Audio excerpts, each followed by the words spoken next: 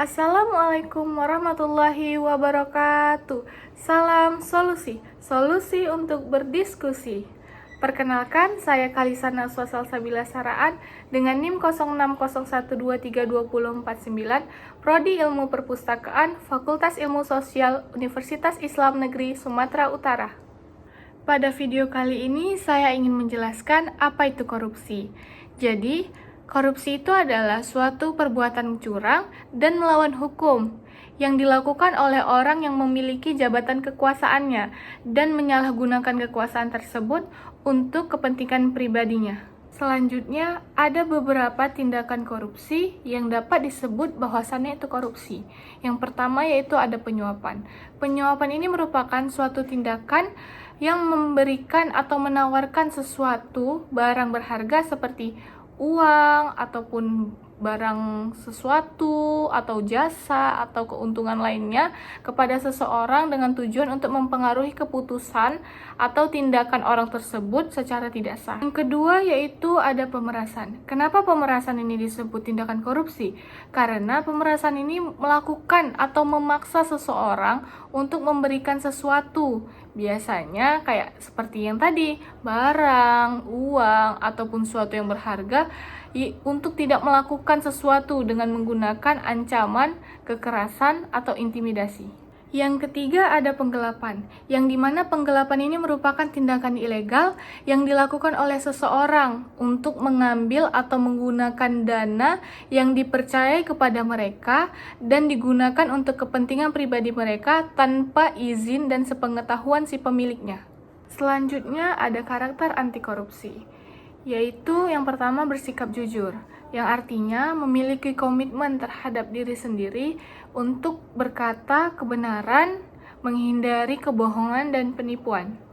Yang kedua yaitu ada transparansi, yang dimana harus membuka informasi secara jelas dan mudah diakses, sehingga peluang untuk mengambil atau penyalahgunaan terhadap wewenang itu tidak akan terjadi.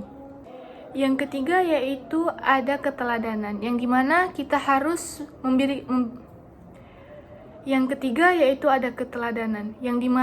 kita harus memberikan contoh positif bagi orang lain dalam hal etika bekerja dan perilaku moral. Yang keempat yaitu ada empati, yang dimana harus memiliki tingkat kepedulian terhadap kesejahteraan orang lain dan memahami dampak negatif dari korupsi kepada masyarakat. Yang terakhir yaitu ada tanggung jawab, yang dimana setiap kita memiliki tanggung jawab dan kita melakukan tindakan sesuatu ataupun keputusan yang kita ambil, kita harus menerima konsekuensinya dan menerima tindakan yang akan terjadi di kedepannya. Selanjutnya kita akan masuk ke pembahasan dampak negatif dari korupsi. Yang pertama yaitu ada menghambat pembangunan. Yang kedua, menurunkan kepercayaan masyarakat kepada pemerintah karena korupsi itu merupakan suatu tindakan yang merugikan masyarakat. Yang kedua, meningkatkan kemiskinan dan kesenjangan sosial bagi masyarakat. Yang keempat, yaitu ada merusak citra bangsa di mata internasional. Yang terakhir kita akan membahas solusi bagaimana supaya korupsi tidak akan terjadi atau meluas di Indonesia ini, yaitu harus meningkatkan transparansi, yang dimana harus membuka sistem transparansi ini terhadap pengadaan barang ataupun jasa, bahkan contohnya misalnya pengolahan anggaran ataupun keputusan pemerintah. Kemudian kita harus meningkatkan kesadaran publik dengan meningkatkan pendidikan anti korupsi sejak dini untuk membangun generasi yang memiliki integritas dan budaya anti korupsi. Dengan kesadaran masyarakat tentang bahayanya korupsi ini sangat penting untuk menjaga transparansi tadi yang harus ditingkatkan. Dan yang terakhir harus meningkatkan perlindungan dalam pelaporan korupsi, yang dimana perlindungan yang memadai untuk pelapor korupsi itu sangat penting untuk mendorong pengungkapan kasus korupsi, yang dimana terkadang seseorang yang tahu terhadap tindakan korupsi itu ingin melaporkan tetapi dia takut atas ancaman ataupun sebuah tindakan yang akan terjadi ke depannya di dia apabila dia melaporkan hal tersebut.